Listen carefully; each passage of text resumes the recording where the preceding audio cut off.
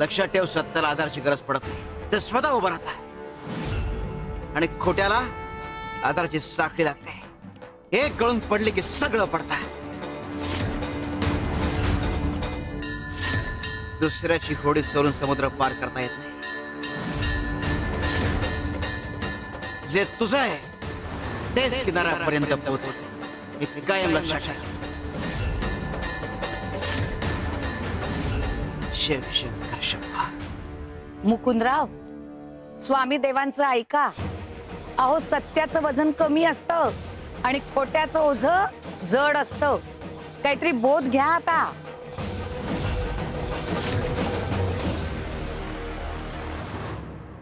हा इशारा होता का? इशारा असो किंवा धमकी, आता मी मागे हटणार नाही.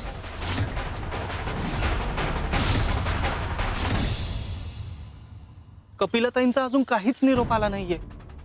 आपल्याला स्वामी भेटतील ना? मला काहीच कळत नाहीये. हो ना, या खोट्याचं ओझं मी अजून सहन नाही करू शकत हो. आपण स्वामींना जे काही असेल ना ते सांगून टाकू. हा, अहो अहो ते चित्र, कुठली? अहो राजवाड्यात पाहिलेली. मी ज्या चित्रांची प्रेरणा घेऊन चित्रकार बनले ती चित्र. मी ज्यांना गुरु मानते ना त्यांचीच चित्र आहेत ही. आपण त्यांना विचारूया का ते एखादं चित्र देतील? दादा थांबा जरा. तुम्ही कुठे चाललाय चित्र घेऊन? नवीन राजमहाल बांधलाय. ही चित्र तिकडेच घेऊन चाललोय लावायला. मला एखादं ह्यातलं चित्र मिळू शकतं का? काय ना की मी मनापासून या चित्रकाराची शिष्य आहे हो. माफ करा ताई, हे राजांच्या परवानगीशिवाय आम्हाला काहीच देता येणार नाही.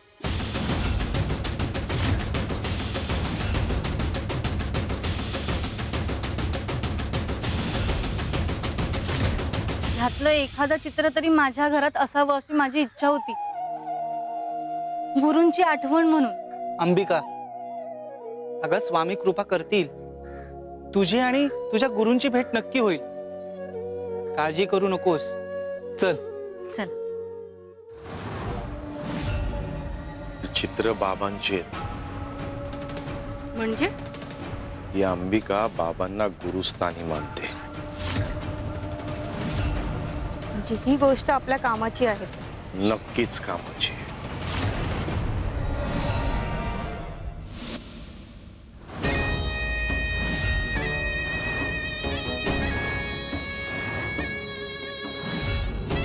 घ्या, तोंडाला काळं पासून घ्या. हे काय बोलताय तुम्ही? याचा अर्थ काय? अर्थ अर्थ अगदी स्पष्ट आणि सरळ आहे. शब्द मोडताय तुम्ही. शब्द दिला आणि आता शब्द फिरवताय. आम्हाला माहिती आहे, राजे साहेबांना सगळं सांगायला निघालाय तुम्ही. अरे स्वामींचे भक्त म्हणवता ना तुम्ही आणि दिलेला शब्द मोडता. म्हणूनच म्हटलं तोंडाला काळं फासून घ्या, कारण नंतर जेव्हा लोकांना तुमचा स्वभाव कळणार आहे तेव्हा तेच तुमच्या तोंडाला काळं फासतील. नाही, उलट लोक म्हणतील चुका केल्या पण त्या वेळीच सुधारल्या. अहो मुकुंद भाऊ, चुका स्वीकारणं म्हणजे कमजोरी नाही, तर तीच ताकद असते. आणि हो, स्वामींना सुद्धा याचा अभिमानच वाटेल. पैसे घेतलेत तुम्ही आमच्याकडून, तुम्ही असं मागे फिरू शकत नाही. तुमचे पैसे आम्ही परत देऊ, पण सत्य लपवून ठेवणार नाही. अहो,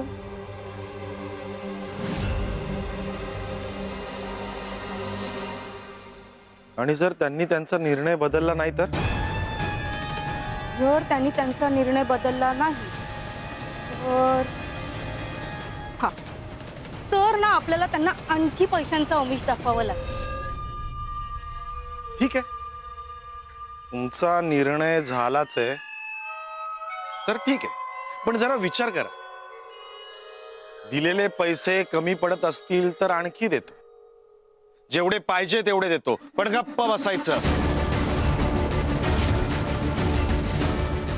मुकुंद भाऊ, आमिषाने जे मिळतं ना ते कधीच टिकत नाही. आणि लोभाने जे सुख मिळतं तोच नंतर शाप ठरतो. आणि हो, आमचं ठरलंय, आम्ही आमचा निर्णय कधीच बदलणार नाही. बघे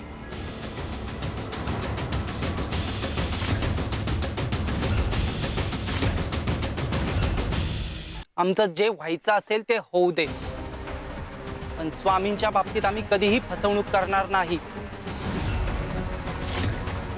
कारण आम्हाला खात्री आहे स्वामी आमची काळजी घेतील.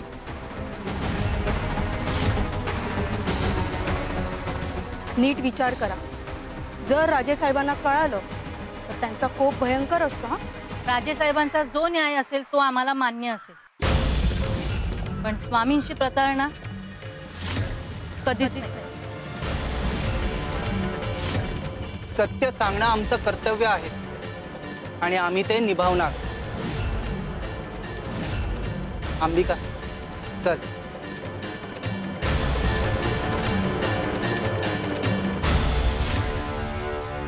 अमिष दिलं, धमकावलं, पण ह्या सगळ्याचा काहीच परिणाम होत नाहीये. आता काहीतरी वेगळं करायला हवं. जर अंबिका राजेसाहेबांकडे गेली आणि तिने त्यांना सगळं सांगितलं, तर राजेसाहेब माझ्यावरती राजद्रोहाचा ठपका टाकतील. मला देहदंड होईल. पैसा, पद, प्रतिष्ठा सगळं संपेल. माझं आयुष्य संपेल. नाही, आता एकच पर्याय, यांचं तोंड बंद करायचं कायमच. म्हणजे नक्की काय करणार आहात?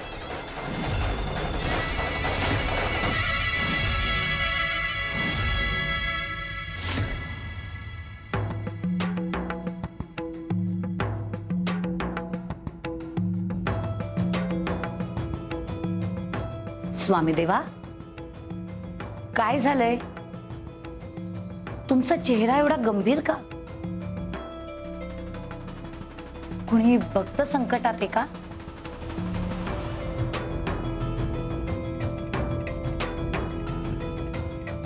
संकट गंभीर आहे का?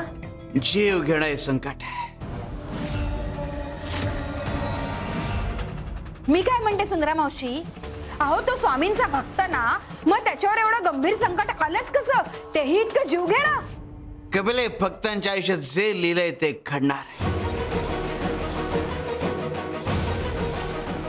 स्वामी, सगळं जर आधीपासून लिहिलेलंच आहे तर मग एवढी रोजची सेवा, नामस्मरण, भक्ती याचा उपयोग तरी काय?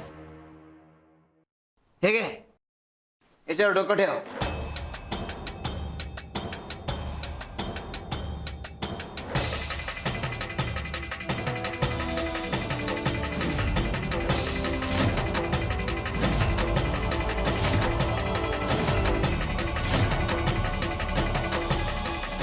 चाळी पानं.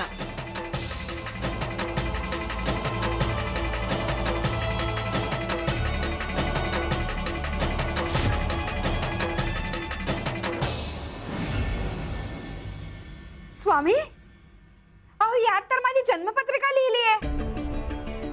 ज्योतिषी जसा लिहितो ना, अगदी तशी.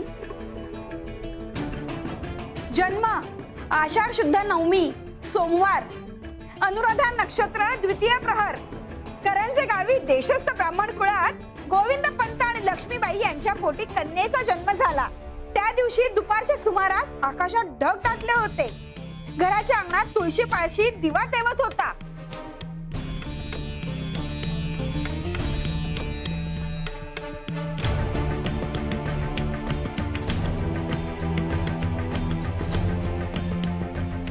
स्वामी, अहो हे तर सगळं माझ्या आईने मला सांगितलं होतं.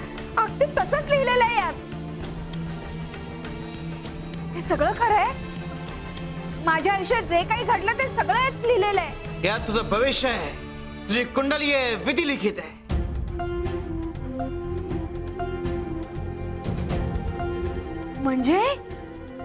म्हणजे पुढे जे घडणार आहे ते यात लिहिलेलं आहे. आणि इकडे दिवाई.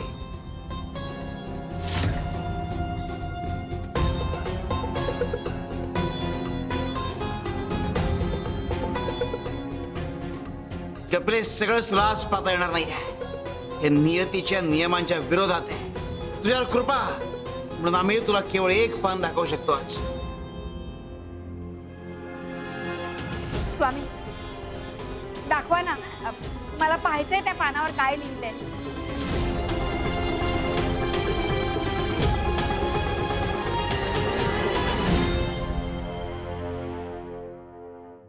तथास्तु.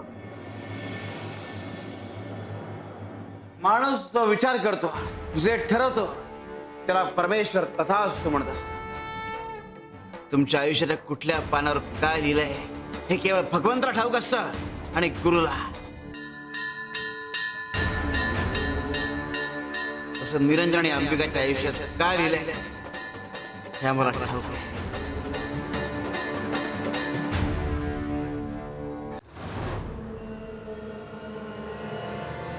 अंबिका, आता मागे फिरायचं नाही हं. जे योग्य आहे तेच करायचं. सगळं सत्य सांगायचं, मग परिणाम काही असो.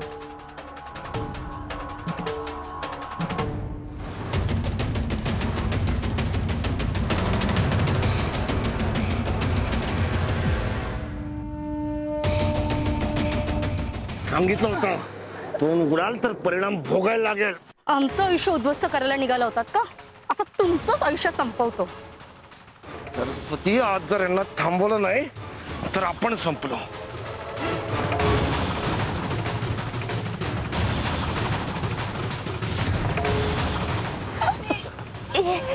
स्वामी,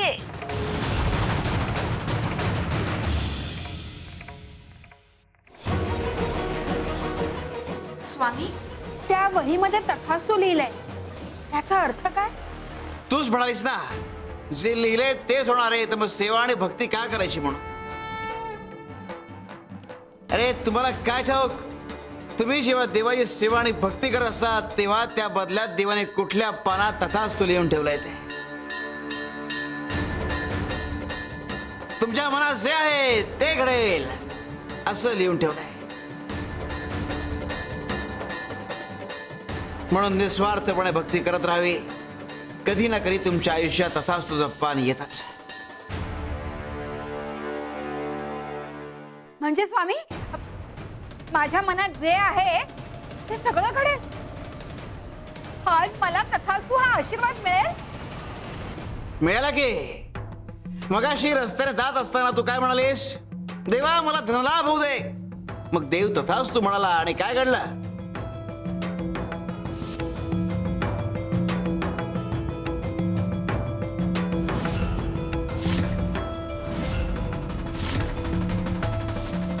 स्वामी, हे आधी नाही का सांगायचं? अगं आधी आणि नंतर सगळं सोड, एक सवय लावून घे. कायम देवाला हे म्हणायचं की तुझ्या मनात माझ्याकरता जे आहे ते होऊ देत म्हणून.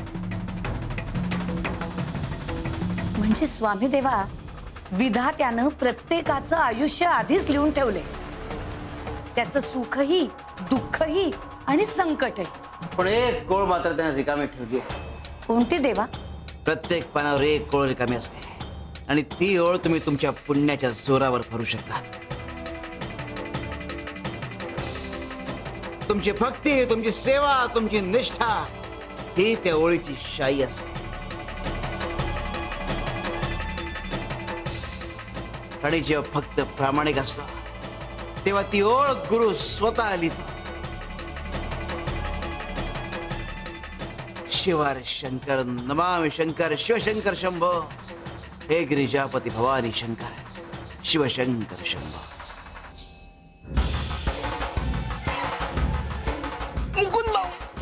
तुम्ही चूक करताय. चूक चूक तर तुम्ही केलीत. आमचं आयुष्य उद्ध्वस्त करायला निघाला होता. आम्हाला आमच्या भविष्यासाठी ते सगळं करावंच लागेल.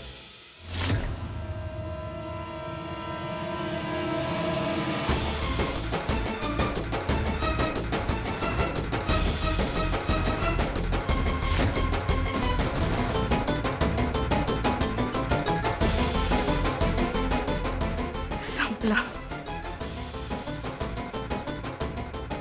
आता कोणी कोणाला काही सांगणार नाही.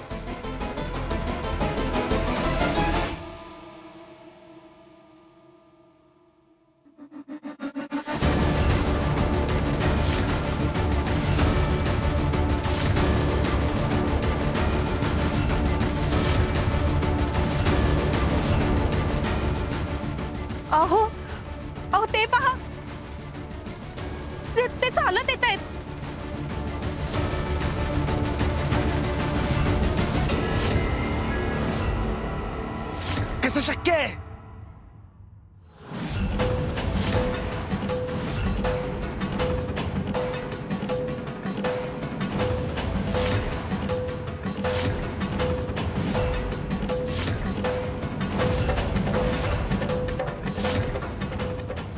संपूर्णच टाकतो.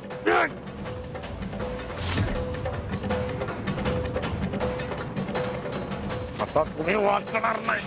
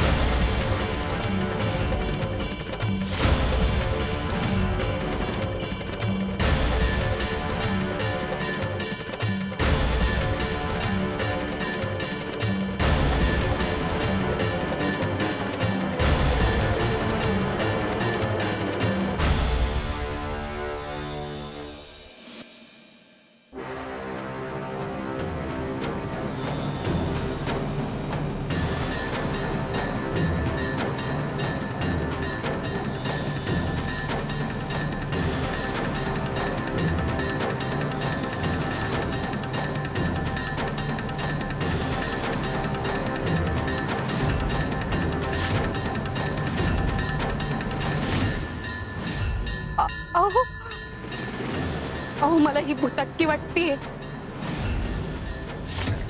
हे खरंच घडतंय की आपला भास आहे? अहो अहो ही स्वामींची लीला तर नाही ना?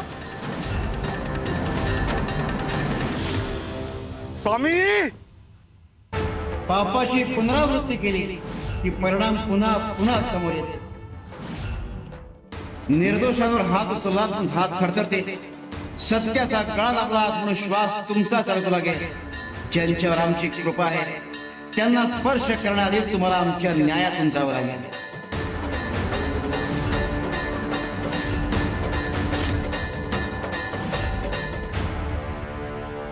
बाबा तुम्ही रस्त्यात भेटलात आणि इतक्या घाईत आम्हाला घरी का घेऊन आलात? बाबा काही घडलंय का?